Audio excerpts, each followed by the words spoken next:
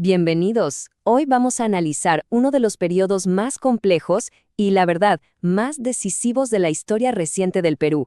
Una época que arrancó con una promesa gigante de democracia y que terminó, bueno, sumida en una crisis profundísima. Vamos a desentrañar juntos el segundo gobierno de Fernando Belaúnde. Para entender bien todo este lío, aquí está nuestra hoja de ruta. Primero, el regreso a la democracia. Después, qué plan de gobierno se propuso. Luego, cómo la sombra del terrorismo lo cambió absolutamente todo. También las múltiples crisis que lo golpearon. Y al final, los puntos clave, lo que de verdad hay que recordar de esta década. Ok, empecemos por el principio. Hay que viajar a 1980. Pensemos en el ambiente. Después de 12 largos años de gobierno militar, el Perú entero respiraba un aire de optimismo, de esperanza. De verdad se sentía que se abría un nuevo capítulo. Y la fecha clave es el 28 de julio de 1980. Fernando Belaúnde asume la presidencia. Este momento es mucho más que un simple cambio de mando.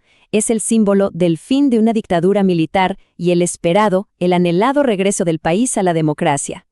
Y ojo, esto no fue un acuerdo entre políticos nada más.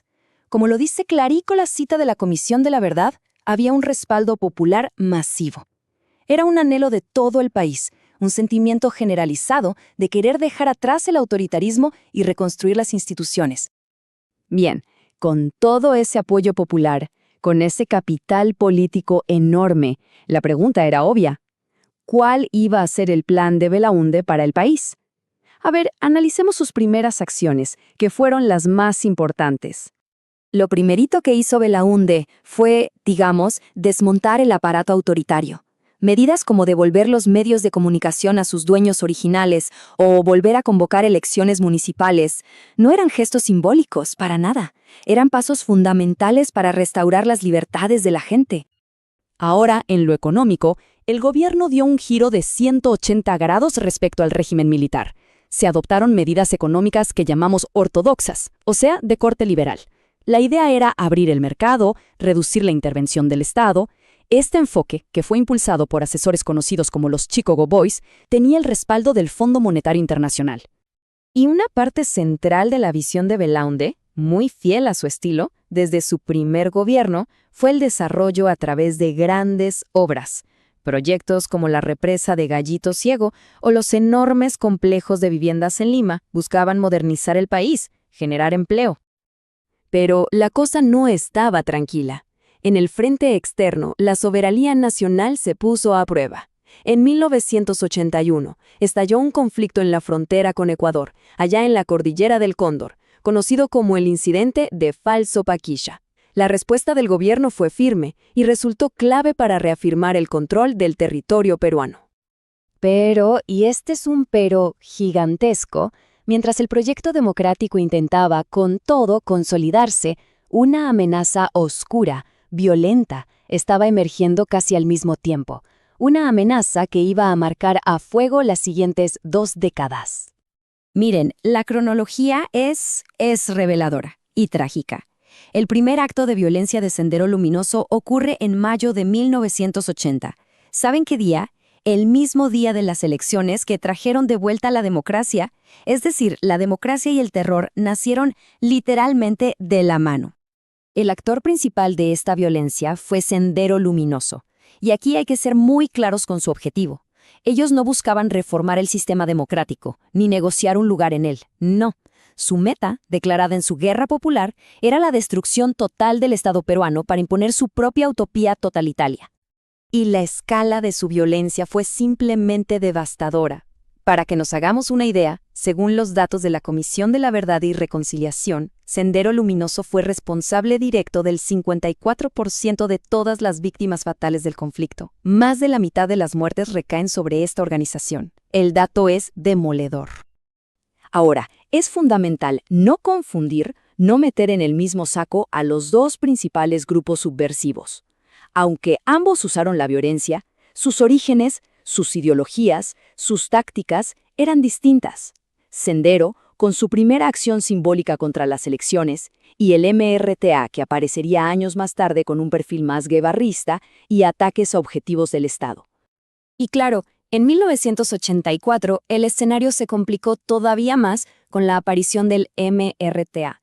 Liderado por figuras como Víctor Polay Campos, este grupo abrió un segundo frente de violencia.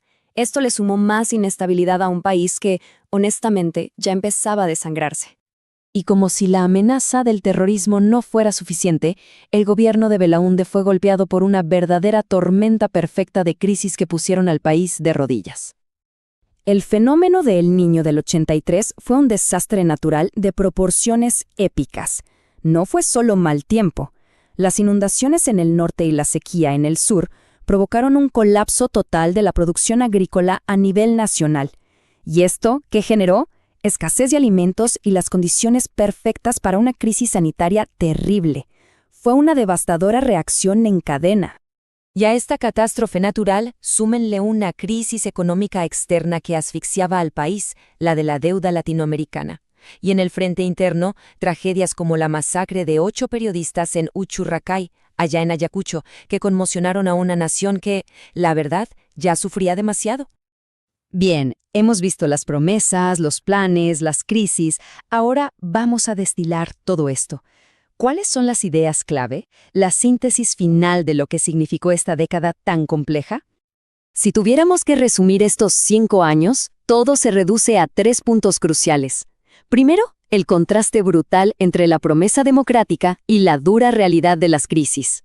Segundo, el inicio de una guerra interna en 2 frentes, con Sendero en el 80 y el MRTA en el 84. Y tercero, las políticas clave que definieron al gobierno, la devolución de medios, las grandes obras y la defensa de la soberanía. Para 1985, el optimismo de 5 años atrás ya se había esfumado. Belaúnde terminó su mandato, sí, pero el país que le entregó a su sucesor, Alan García, estaba fracturado por la violencia, golpeado por la economía y enfrentando un futuro profundamente incierto. Y todo esto nos deja con una pregunta fundamental, una cuya sombra se proyecta hasta hoy. Con la democracia y el terrorismo naciendo juntos, al mismo tiempo, ¿qué lección dejó esta década sobre la fragilidad de nuestras instituciones y sobre el precio de la violencia? Una reflexión que, créanme, sigue siendo tan relevante ahora como lo fue entonces. Mentora Academias, tu futuro empieza aquí.